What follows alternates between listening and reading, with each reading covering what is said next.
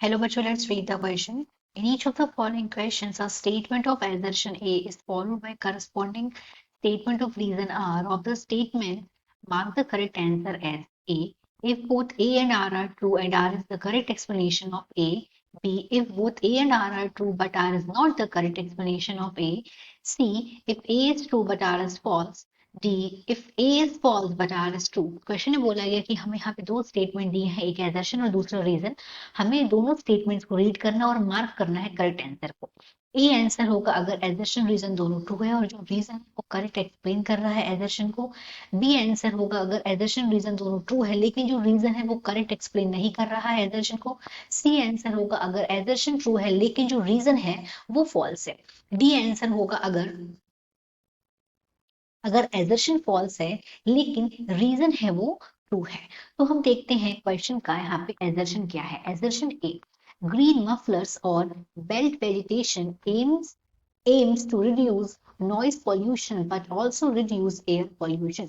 ये जो एम है ग्रीन मफलर्स का या फिर इसको बेल्ट वेजिटेशन भी बोलते हैं, इसका एम है कि ये रिड्यूस कर सके, कम कर सके नॉइज पॉल्यूशन को और ये रिड्यूस कर सके किसको, एयर पॉल्यूशन को भी। रीजन बताए गए हैं R. Green muffler scheme refers to the plantation of trees and shrubs along road sides की जो ग्रीन मफलर स्कीम है ये रेफर करती है प्लांटेशन होना ट्रीज का और शर्ब्स का। ट्री मतलब जो बड़े बड़े पेड़ होते हैं उनको बोलते हैं ट्री, और शर्ब्स मतलब छोटी छोटी जो झाड़ियां होती हैं उनको बोलते हैं शर्ब्स। और ये कहाँ लगानी है, रोड साइड में, मतलब रोड के किनारे किनारे इनको लगाना है। तो क्वेश्चन का हम यहाँ पे देखते हैं पहले की कंसेप्ट। की concept of this question is green muffler. Green muffler, this is the key concept of this question. अब ग्रीन मफलर का मतलब होता है साइलेंसर डिवाइस भी इनको बोला जाता है। एक नाम तो इसका बेल्ट वेजिटेशन ही है और एक नाम इसका है साइलेंसर डिवाइस।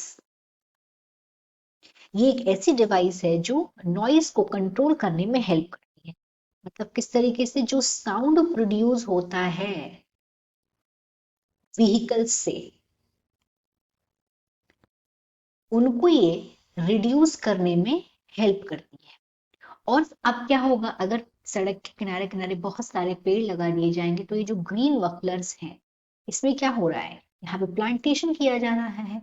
और अगर बहुत सारे प्लांट्स लगाए जाते हैं तो क्या होगा, एयर प्यूरिफाई होगी। जाहिर सी बात है प्लांट्स क्या करते हैं, CO2 लेते हैं और ऑक्सीजन देते हैं।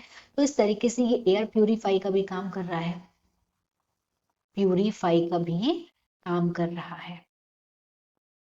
तो ये तो एक्सप्लेनेशन हो गया की कंसेप्ट का कि ग्रीन वफलर होता क्या है। अब हम एजर्शन और रीजन रीड करते हैं। एजर्शन में दिया है कि जो ग्रीन वफलर है या ग्रीन वेजिटेशन इसका काम है नॉइस पॉल्यूशन और साथ में एयर को भी यहाँ पे रिड्यूस करना, एयर पॉल्यूशन। तो हमने देखा ग्रीन वफलर में क्या हो रहा है, प्लांटेशन कर रहे हैं हम। मतलब अगर प्लांटेशन करेंगे तो ट्रीज प्लांट्स क्या करते हैं, प्लांट जो CO2 है इसको ये रिड्यूस करते हैं।